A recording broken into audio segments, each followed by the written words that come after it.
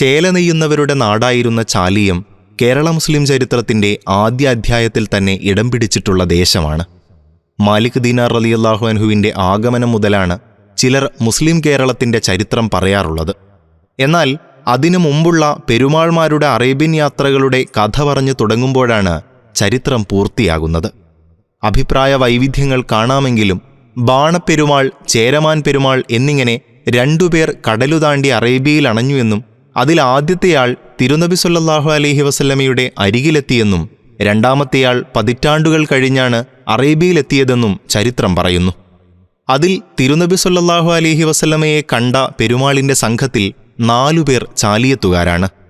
ചരിത്രത്തിൻ്റെ ഈ വ്യാഖ്യാനം ശരിയെങ്കിൽ അവർ സ്വഹാബികളാണ്.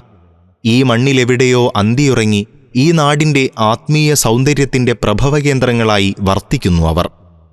അടുത്ത ഘട്ടത്തിലും ചരിത്രത്തിന് ചാലിയത്ത് കപ്പലിറങ്ങാതെ കടന്നുപോകാനാകില്ല. മാലിക് ദീനാർ റളിയല്ലാഹു അൻഹുവിൻ്റെ സംഘം കേരളത്തിൽ നടത്തിയ നവോത്ഥാന മുന്നേറ്റങ്ങളുടെ സുപ്രധാന കേന്ദ്രങ്ങളിലൊന്നായിരുന്നു ചാലിയം. മാലിക് ബിനു ഹബീബ് റളിയല്ലാഹു അൻഹുവിൻ്റെ നേതൃത്വത്തിൽ സ്വഹാബികൾ നിർമ്മിച്ച 10 പള്ളികളിലൊന്ന് ഈ നാടിൻ്റെ മേൽവിലാസമായി ഇന്നും തലയുയർത്തി നിൽക്കുന്നു. സ്വഹാബികൾ തുടങ്ങിവെച്ച നവോത്ഥാന മുന്നേറ്റങ്ങളുടെ തുടർച്ച സാധ്യമാക്കിയത് അവർ തന്നെ നിർമ്മിച്ച പള്ളികളിലെ ഖാദിമാരായിരുന്ന മഹാപണ്ഡിതന്മാരാണ്. അവരിൽ ഏറെ പേരെടുത്തവരാണ് കോഴിക്കോട് ഖാദിമാർ. കോഴിക്കോട് ഖാദിമാരുടെ ആദ്യത്തെ ആസ്ഥാനം ചാലിയമാണ്. പിൽക്കാലത്താണ് കോഴിക്കോടിനും ചാലിയത്തിനും പ്രത്യേകം ഖാദിമാരുണ്ടായത്. വൈജ്ഞാനികവും സാംസ്കാരികവും രാഷ്ട്രീയവുമായ മനോഹര ചരിത്രങ്ങളാൽ സമ്പന്നമാണ് കോഴിക്കോട് ഖാദിമാരുടെ കാലം.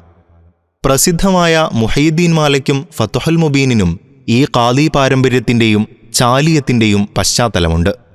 പൊന്നാനിയിലെ വിളക്കത്തിരുന്ന് വ്യാപിച്ച കേരളത്തിലെ പള്ളി ദർസുകളുടെ സ്ഥാപകൻ സൈനുദ്ദീൻ മഖ്ദൂം റളിയല്ലാഹു അൻഹുവിനെ രൂപപ്പെടുത്തിയതിൽ പോലും ഈ കാലത്തെ കോഴിക്കോട് ഖാദിമാർക്ക് വലിയ പങ്കുണ്ട്. പോർച്ചുഗീസ് വിരുദ്ധ പോരാട്ട സ്മൃതിയിൽ ആവേശം പകരുന്ന അനുഭവമാണ് ചാലിയം. പറങ്കികൾ തോറ്റോടിയ ഈ ധർമ്മസമരത്തിൻ്റെ സ്മാരകം കൂടിയാണ് ചാലിയത്തെ മസ്ജിദ് മാലിക് ദീനാർ. ഹിജറ 938, ക്രിസ്താബ്ദം 1531 പ്രസ്തുത പള്ളി തകർത്താണ് പോർച്ചുഗീസുകാർ ചാലിയത്ത് കോട്ട കെട്ടുന്നത്. തദ്ദേശീയർ മുല്ലമേൽ കോട്ട എന്ന് വിളിച്ച ഈ കോട്ട കേന്ദ്രീകരിച്ച് 40 വർഷക്കാലം അവർ നടത്തിയത് ചരിത്രത്തിൽ സമാനതകളില്ലാത്ത ക്രൂരതകളാണ്. ഈർച്ചവാൾ കൊണ്ട് ഈർന്നും ശ്വാസം മുട്ടിച്ചും കുതിരയെക്കൊണ്ട് തൊഴിപ്പിച്ചും പച്ചയ്ക്ക് കത്തിച്ചും അവർ മനുഷ്യരെ കൊന്നുതീർത്തു. സ്വന്തം ശരീരത്തിലെ മാംസം മുറിച്ചു തീറ്റിച്ചും കാലിൽ കയറുകെട്ടി കടലിൽ തൂക്കിയിട്ട് ശ്വാസം മുട്ടിച്ചും അവർ ആർത്തുചിരിച്ചു. കരയിലിറങ്ങി വീടുകയറി സ്ത്രീകളെ പിടിച്ചുകൊണ്ടുപോയ ദുഷ്ടന്മാർ അവരെ ലൈംഗിക അടിമകളാക്കി. ഈ ക്രൂരതകൾക്ക് അറുതി വരുത്താൻ 1571 സാമൂതിരി രാജാവിൻ്റെ മുസ്ലിം നായർ സൈന്യത്തിൻ്റെ പോരാട്ടവീര്യത്തിനായി പറങ്കികൾ അപമാനിതരായി ചാലിയം വിട്ടു. കേരളത്തിൻ്റെ പല ഭാഗത്തും അവരുടെ അധിനിവേശങ്ങൾ പിന്നീടുമുണ്ടായെങ്കിലും ചാലിയത്തേക്ക് എത്തിനോക്കാൻ പോലും അവർക്ക് ധൈര്യമുണ്ടായില്ല. പോരാളികൾ കോട്ട പൊളിച്ചു നിരത്തി. തകർക്കപ്പെട്ട പള്ളി അവർ തന്നെ പുനർനിർമ്മിച്ചു. അങ്ങനെ ചാലിയത്തെ പുഴവക്കത്തെ പള്ളി സ്വഹാബികളുടെ പാരമ്പര്യത്തെ മാത്രമല്ല, ഈ നാടിൻ്റെ പോരാട്ടവീര്യത്തിൻ്റെയും മതമൈത്രിയുടെയും കൂടി സ്മാരകമായി തീർന്നു.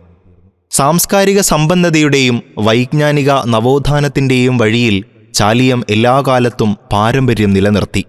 ഷഹീദ് കുഞ്ഞിമരക്കാർ, ഷെയ്ഖ് നൂറുദ്ദീൻ ഹമദാനി, റമളാൻ ഷാലിയാത്തി, ഷിഹാബുദ്ദീൻ അഹമ്മദ് കോയ ഷാലിയാത്തി, മാപ്പിള കവി കാളിയാരകത്ത് കുഞ്ഞാവ സാഹിബ് തുടങ്ങിയ അനേകം വ്യക്തിത്വങ്ങൾ ഈ ചൈതന്യത്തെ ജ്വലിപ്പിച്ചു നിർത്തി. അസ്ഹരിയ കുത്തുബ്ഖാന അറിവന്വേഷകരുടെ ഇഷ്ടയിടമായി. അനേകം പള്ളികൾ അറിവനുഭവങ്ങളുടെ അരങ്ങുകളായി. OK സൈനുദ്ദീൻ മുസ്ലിയാരുടെ ദർസും അവിടെ പഠിച്ച വിദ്യാർത്ഥികളുടെ യശസ്സും ഈ നാടിനുകൂടി അവകാശപ്പെട്ടതായി. ഇന്ത്യൻ ഗ്രാൻഡ് മുഫ്തി സുൽത്താനുൽ ഉലമ കാന്തപുരം AP അബൂബക്കർ മുസ്ലിയാരാണ് ചാലിയത്തെ ചൈതന്യമാക്കുന്ന ഖാദി. ചാലിയത്തിൻ്റെ ചരിത്രവും പാരമ്പര്യവും സമ്പന്നമാണ്. അതിൻ്റെ ശേഷിപ്പുകൾ സമൃദ്ധിയോടെ തന്നെ അടുത്ത തലമുറയിലേക്ക് കൈമാറാൻ ആലോചനകളുണ്ടാകണം. ഈ കരയിൽ വന്നുമടങ്ങുന്ന തിരകൾ മത്സ്യബന്ധനത്തിൻ്റെ വാണിജ്യപാത മാത്രമല്ല, ശോഷിച്ചു പോകുന്ന പാരമ്പര്യത്തെക്കുറിച്ചുള്ള ഓർമ്മപ്പെടുത്തൽ കൂടിയാണ്.